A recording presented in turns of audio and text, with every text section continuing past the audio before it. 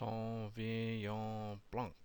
Sauvignon Blanc comes in two styles. One of them is the Loire style, which has high levels of acids, which work well with high acid foods. Acts like a spark plug to food and amplifies the food flavor. So Sauvignon Blanc will take your food and make it jump in your mouth. So we like that. Your guests will have a great experience with you. Pairing strategies, appetizers, salads, soups, lean poultry, seafood, light, medium body things. Ceviche sushi is vegetarian friendly, works well with pastas and grains, pairs well with fresh soft cheese, mozzarella, provolone. So lots of good things for Sauvignon Blanc. Style 2, there's a Bordeaux style of Sauvignon Blanc that's been produced in California, and sometimes you'll see Fumé Blanc. Pairing strategies, the added weight of this style, the Bordeaux style, what does added weight mean? It's heavier, right? Like we talked about the chocolate milk and white milk. The chocolate milk will be heavier. So it's more effective with cream or milk-based sauces because it's heavier, like Alfredo or bechamel sauce. They create a sweet, luscious, full-bodied dessert wine. Pairs well with soft or rind cheese, brie cheese, Edam, Gouda. So if you're going to have Gouda cheese, Sauvignon Blanc would be a nice choice. So are you starting to see where pairing these foods just gives your guest a whole sweeter experience with you because the wines are matched to the foods and they don't clash with each other, they enhance each other. Chardonnay. Chardonnay is a fairly neutral grape that's quite adaptable. So you're remembering this, right? It's red and bold. Chardonnay would be a tropical fruit flavor and smell. Tree fruits, apple, pear, figs, pineapple, bananas, mango. So what's that mean? That means if you've got a food item that has tropical fruit in it, this would be a great food to pair with it. Mineral or a chalky flavor. Bake shop spice, sauces, um, butter, toast, toasted nuts, caramel, vanilla, butterscotch. So I would remember mostly the tropical fruit, but also mineral or bake shop spice.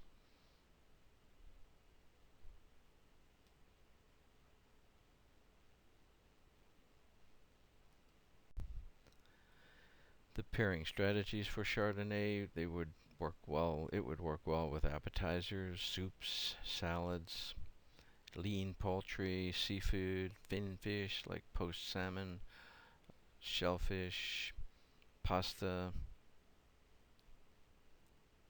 Works well as a vegetarian friendly wine because of the leanness and the ability to pair well with grains, pasta, and vegetables. Pairs well with fresh soft cheese, goat cheese, feta cheese, Neufchâtel cheese. So remember poached salmon. What would be a good item wine to serve with poached salmon? Would be a Chardonnay. Would be the logical test question. Sometimes the wine sophisticates turn their nose up at the rosé or blush wines, but there's a place for them. Sometimes they're referred to, the rosé is referred to as a blush wine, like when you blush, you're slightly red. Rosé combines the fruitiness of a red wine and the crispness and lightness of the white wine. Pink color comes from leaving the wine in with the skins longer, so not as long as the red wines, but longer than the white wines. It's good for warm, hot weather drinking option.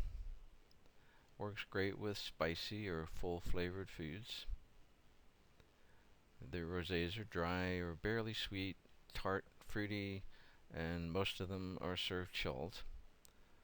There's two fruity styles of rosé: dry, typically called rosé, and from France, and then sweet from California. Often begin with the term white, such as white Zinfandel or white Merlot. The white Zin was very popular for a while and went out of popularity, coming back. A lot of Zinfandel done over in Sonoma and Napa in California. Pinot Noir. Pinot Noir. The grape is largely associated with the Burgundy and Champagne regions of France. So you're going to remember the Burgundy, which is a region, like we would say a state here in the U.S. Burgundy is a region in France, so that's where Pinot Noir comes from. Fruit, um, fruit flavors, smell, tree fruits, cherry, cranberry, earthy, mushroom taste, a dusty taste, a dirt taste, a wet leaf taste. Oh, that sounds good, doesn't it? Coffee shop. So you would, if you're good at this, I wouldn't pick it up, but if you're good at this, you would pick up some espresso or some flavor of butterscotch, vanilla, cinnamon. Why? Because at some point in those fields, they grew cinnamon, vanilla, clove. They don't add nutmeg or anise or anything. It's just what's in the soil that the crops pick up. So remember, for testing purposes, comes from Burgundy in France, and the cherry, cranberry, earthy, and coffee shop flavors. And that will help you to, as you get sophisticated with it a little bit, that'll help you with your food pairings too. The pairing strategies for Pinot Noir. It's one of the most adaptable red wines, meaning you can serve it with a lot of different foods. Works with poultry, braised chicken such as coq au vin, duck, game birds. Excellent with fatty fish, tuna, salmon. So this is what I would be writing down, not for the test, but for your future use. So you have a little page, make up a little book. Pinot Noir, fatty fish, tuna, salmon, poultry, to kind of get you started. And then if you want to know more, then you go to the web or you go to your great book that we provided for you. Works with beef bourguignon, roast beef sandwiches, beef stroganoff, or any beef that's done medium well. Can pair with some vegetarian dishes that have heightened flavor, like mushroom risotto, enriched with a touch of cream or butter. Again, don't expect you to remember all that. Just want you to be aware. Write those few notes. Maybe the bolded things just for your notes for later. But I would say you wouldn't need them for the test.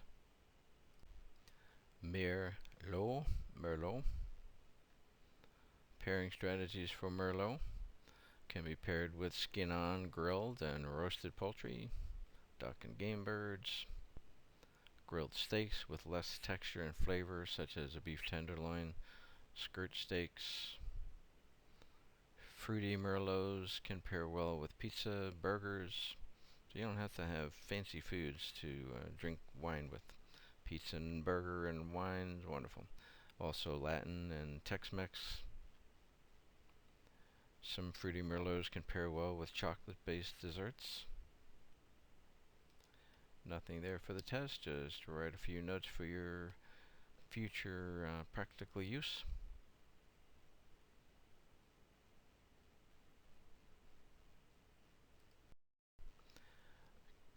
Cabernet Sauvignon. Cabernet Sauvignon. So the nay and the yon is where the emphasis is. Cabernet Sauvignon. One of the world's most widely planted grapes throughout the world, it's frequently referred to as the king of red wine grapes and is often viewed as a winery's benchmark wine. My wife's favorite. I made the mistake of buying her a case of something she don't like. She likes her Cabernet Sauvignon. So it would have a fruity taste and smell to it, like cherries and plums and black currants. It's got a garden flavor, black olives, bell pepper, eucalyptus. Coffee shop, chocolate, cocoa, coffee, black tea. So what does that coffee shop mean?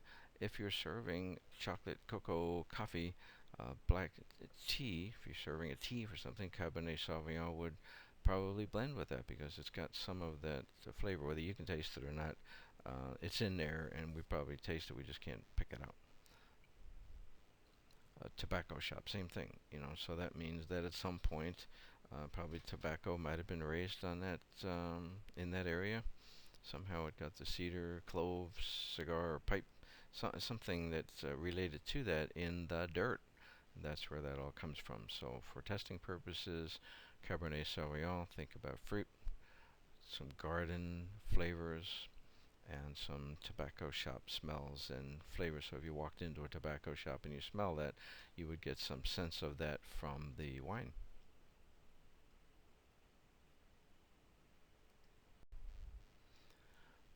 Pairing strategies for Cabernet Sauvignon. The tannins present in Cabernet work with robust cooking methods and uncoagulated meat protein found in beef, particularly steaks. Cab works with steaks good, partners well with lamb, veal shank. As cab ages, it becomes less intense as the tannins soften and the flavors come together. So if you got a 2010 cab in 2011, it wouldn't it would be intense. If you got a 2001, that would be more intense. Compare well with dark chocolate, high cocoa content, and blue vein type cheeses.